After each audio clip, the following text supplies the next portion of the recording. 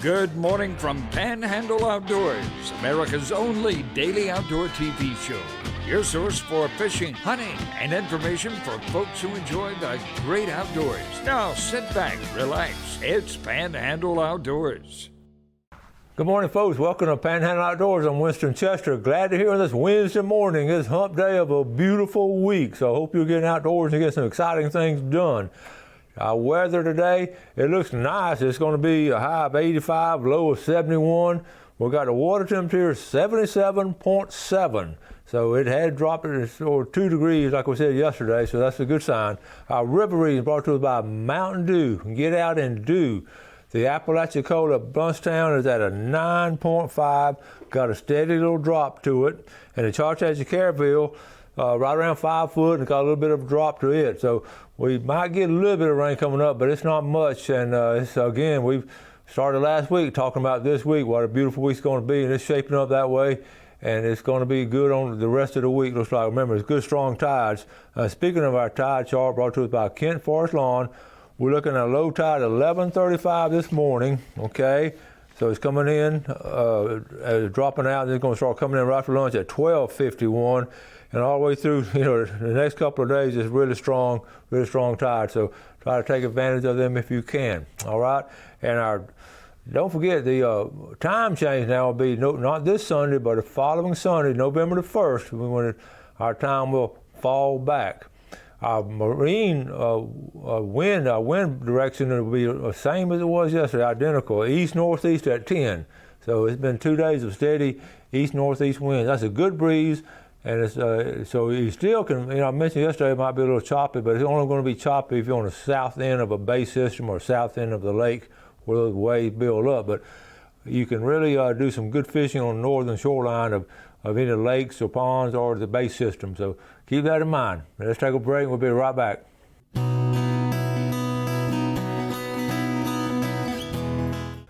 All right, welcome back. Let's check out this email and some pictures I got from Steve Swanson in Coast Chester.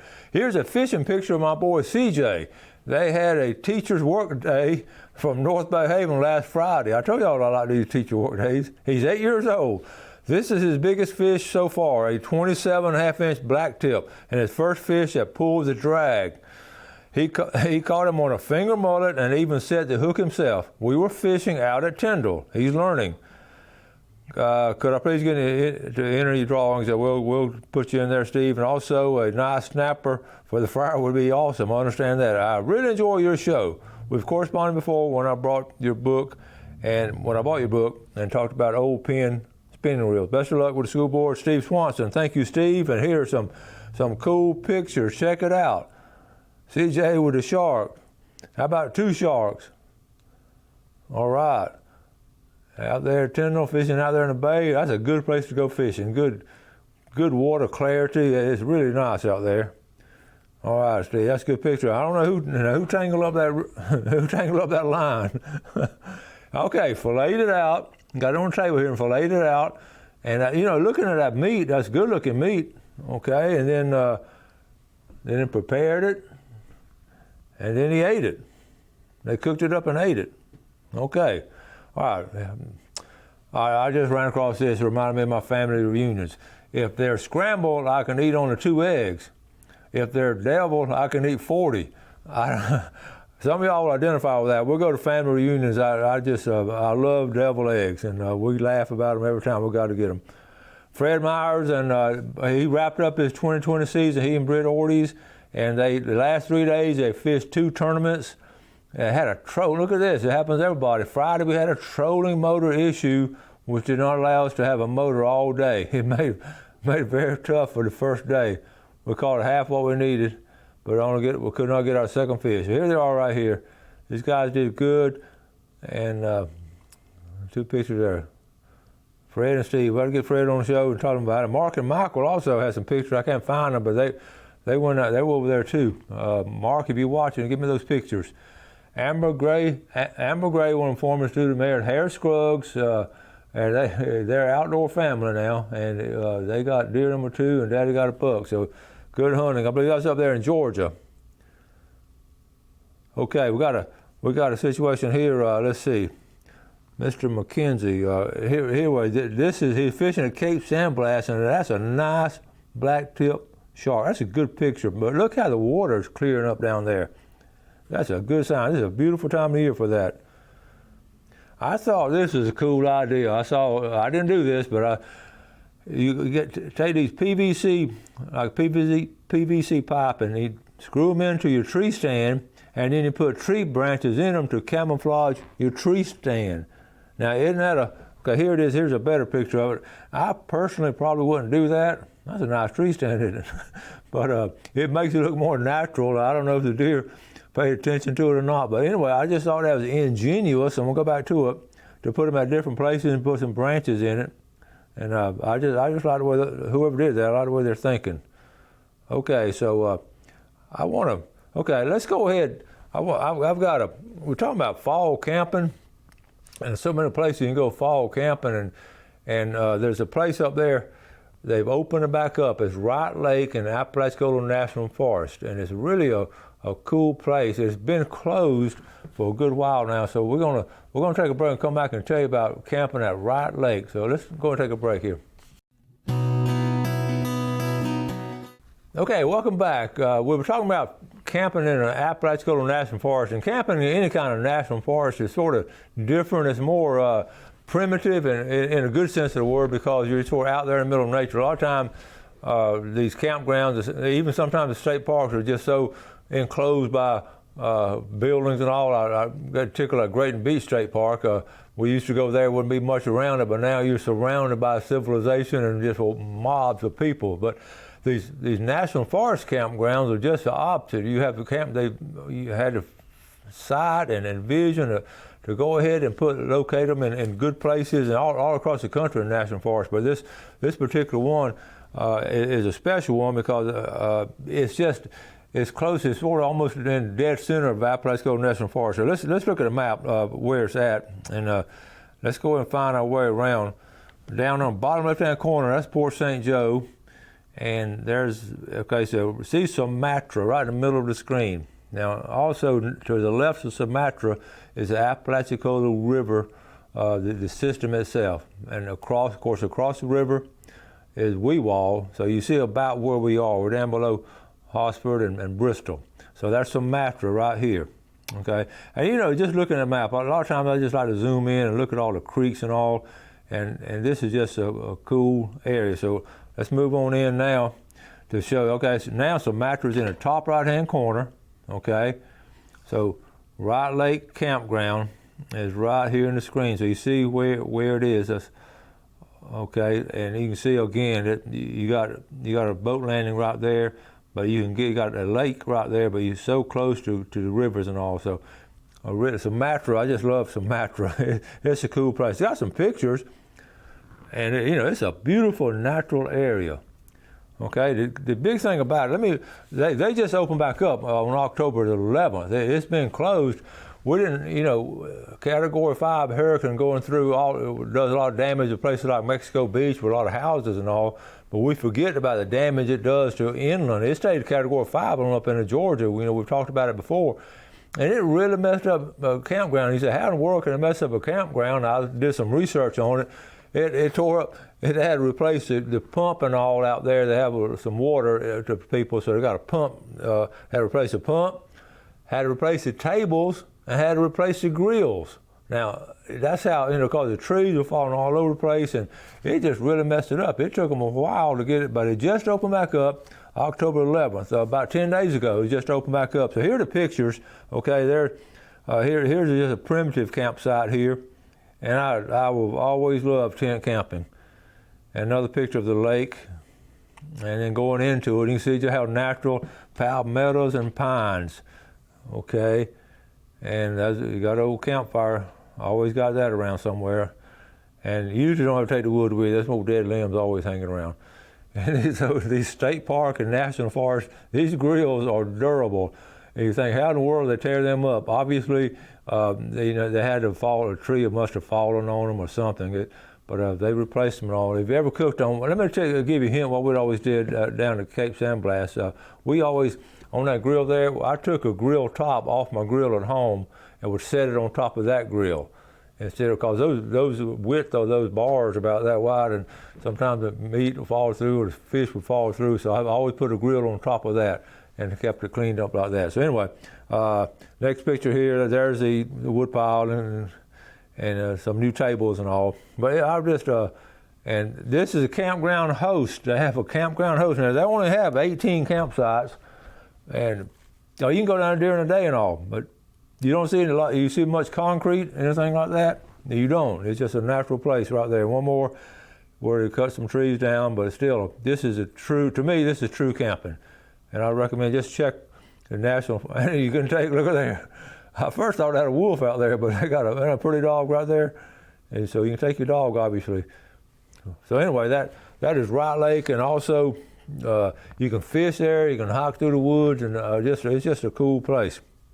Also, I got a text the other day about how someone really enjoys the history segment. I try to do one a month, sometimes do two a month, and I got to thinking, I'm always talking about St. Andrew and all the things that happened in St. Andrew, and it's justifiably so because it was a really cool happening place. But also there's some other little communities along the shoreline that were very vibrant and active at the same time right after St. Andrews, and one of them was Parker. And I never talked much about Parker, but I put it in my book, got some great stories on Parker. I want to talk about Parker later on maybe next month's segment, but I did get this email. I'll show this email right here from Warren Wardrop. He said, okay, avid viewer here. I appreciate the pics in your fishing book. My grandfather, Warren Brown, and many Callaway and Parker fishermen were in one pitch. Any idea on the year? And how can I do a drawing? So, okay. So I texted him back and said, okay, what picture, out of 300 pages, what picture are you talking about? He said page 115. So I looked up page 115, and here's a picture. And you can see, and this picture, it was doctored up a little bit, and I was so proud to get this picture. This picture is in the fall of 1928, and these are some Callaway and Parker boys, and I just want to call out some of the names because some of the names are still around, of course. Percival, the second paragraph, Warren Brown, standing in the back, Donna Pratt, okay, the Pratt family, Bill Spicer, okay, up in the top right-hand corner. Bill is one I interviewed, and he's the one who gave me this picture. He was so proud of it. That was the single biggest fishing trip he'd ever been on in his lifetime. I was interviewing him when he was 90 years old. Folks, they caught 80,000 pounds. But then Kurt Davis, and then goes down on the bottom line, center front, Ed Parker. The Parker family was named after this family. Parker was named after. And then bottom line, Snooky Gore, and then Red Gore. The Gore family, there are a lot of the Gores still in town. The Gore family just phenomenal in their outdoors skills and what they do, fishing and hunting, have been for a couple of generations. And in fact, we got some, John Gore and Missy are neighbors of mine, but on the east side of town, the Gore family just were famous for the outdoor pursuits and all. Good families. Anyway, that's in the pictures. The next page, it was a little 3-page story on it, and it was the Curvin brothers, Beadnells and Parkers, and the Mullet Strike in the fall of 1928. And I did a story there, and there's a boat. And how Mr. Spicer got these pictures was beyond me in 1928. But you can see one more picture here. This is them bringing it in. Snooky Gore, he's working the net, and the crew stands in front. The bottom picture, the crew stands in front of 80,000 pounds of mullet caught that day. They had to make 3 or 4 trips, and they didn't bring them here. They took them into Apalachicola. And that was a heck of a haul back in those days, and that was one of the biggest hauls they ever had. And like Mr. Spicer said, it was just a wonderful time. So that was just one. I did it. A lot of times I do pictures on boats and different things and all, but that was just on one mullet strike. And ironically, Warren, I have your name on here. I'm gonna go and put your name in for the drawing, okay? So anyway, it's neat to run across families that still in the area, and they're generations after generation of fishing and all and boat building here. But the Parker, the east side of town, well, again, I said it was very vibrant, very strong in their fishing prowess, and also building the boats and all. We'll talk more about Parker on the next time I do a little history segment. But thank you for the compliment there on the history and all. So Okay, we're at a point now. Let's go ahead and take our break, and we'll be right back.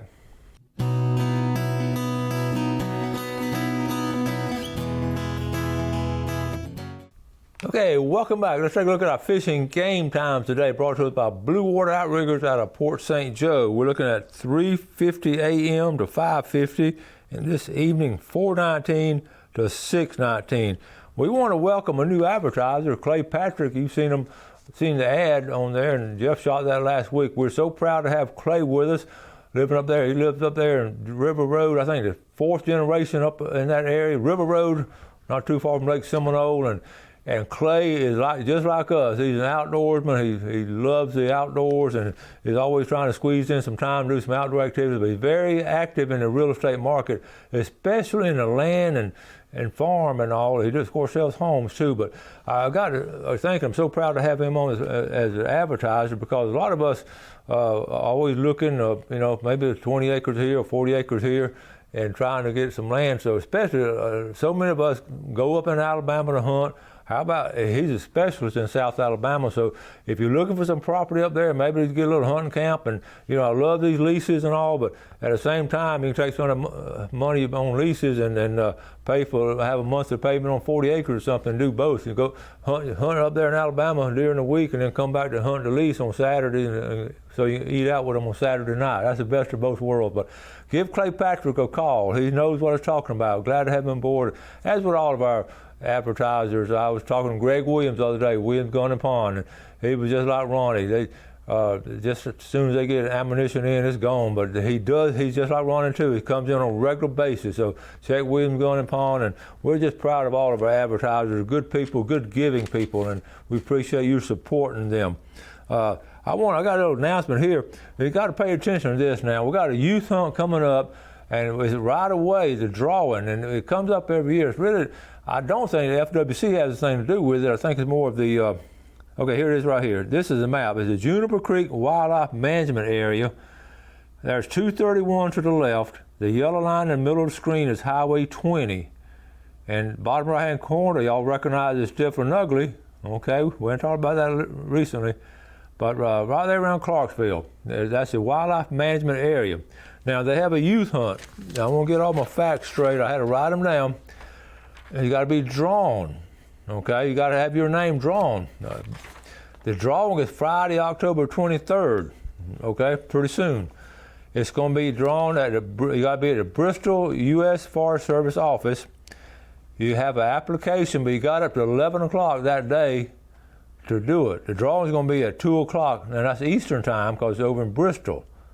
So and they'll have applications there you can go ahead and fill them out and turn them in and go up there. But listen, you must be present at the drawing. That's not normal, because most drawings you don't have to be present. This particular drawing, you have to be present, because they will assign you different zones to hunt in. The stands I haven't been there, I've talked to people who've been there. The stands are very nice. Comfortable, maybe instead of nice, comfortable would be a better word. And it's for youth. It's for deer and for turkey, and it's sort of specialized in that area. It's sort of been kept quiet over the years. I don't know. It just hasn't been talked about a lot. I just run across it accidentally sometimes, but it is an excellent hunt. It's the Juniper Creek Youth Deer and Turkey Hunt, and the drawing will be this Friday. So you can still, in 2 days, you can still go up there. And you got someone in mind that could really enjoy it. You don't have a place to go, that would be a good place to go. So you can draw, and I'm proud of them for doing that. So keep that in mind. Also, don't forget we have this Friday also, actually this is next week, the Fish Fry down in Howard's Creek. This is Saturday, okay? This is Saturday, Howard's Creek Upper Landing. It'll be, if you want to enter the Brim Tournament, we've talked about it before, but it's this Saturday, and the weigh-in's at 3 p.m. And that's by the Shaddai Temple, and it's of course a fundraiser of all the things they do. So don't forget about that. Okay, and also I have a nice email from Terry down in Blue Water. I'm gonna try to read some of it. It's fairly lengthy, but he was talking about, I was showing that little wind-up flashlight and how handy that is especially in an emergency like we had during Hurricane Michael. And he thought, here's what he sent me a fairly lengthy email, but basically we bought a generator. They had a generator that would keep our refrigerator and freezer working. And that's it. I had my generator, had a recall on it, but I had it, in fact I had it with me yesterday.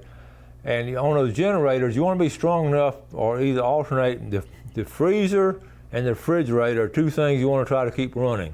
Okay, and we know that as far as lights and and fans and all that, you can get by with those pretty easy. But you want to make sure, and what some of my friends were doing, they would alternate, put 6 hours in the freezer, plug it in, then 6 hours in the refrigerator, and it worked if you didn't open the door. Especially the freezer, hardly ever open the door, but we lost so much food in our freezer in Hurricane Michael. It broke my heart because it was fish and deer meat. And so anyway, what he was talking about, he had a system set up. He also, what they did also, they had a pump. He lived down on the creek. He had the water pump and all, and he let his neighbor know that every afternoon he would turn the water pump on with a generator and pump it up, and then the neighbor would come get water and all. So there's all kind of creative things you can do. He had some solar flashlights. Those would come in handy. My wife, listen to this, my wife kept the old style coffee percolator through several moves that I always complained about and wondered why we were keeping it. It sure came in handy with that propane stove. She was right again. Does that sound familiar? So, and again, a propane tank, all these things, although we're winding up a hurricane season, keep in mind, just have these things as a camper and outdoorsman. We have a lot of these things, and we're sort of ahead of the curve in a situation when we're losing power like we did. So Terry, thank you for that. And also they were able to use their satellite phone from OnStar, and so he had everything figured out. He's a lot more prepared next time, as all of us are, especially if you don't live around here for a long time. You see what's coming, so be prepared. All right, I'll wrap it up for today. Thank you all for watching our show. Do something good today for your fellow man. You have a great day, and God bless. Thanks for watching America's only daily outdoor TV show, Panhandle Outdoors with Winston Chester, featuring hunting, fishing, and other activities and information to help you enjoy the great outdoors. Join us next time for Panhandle Outdoors.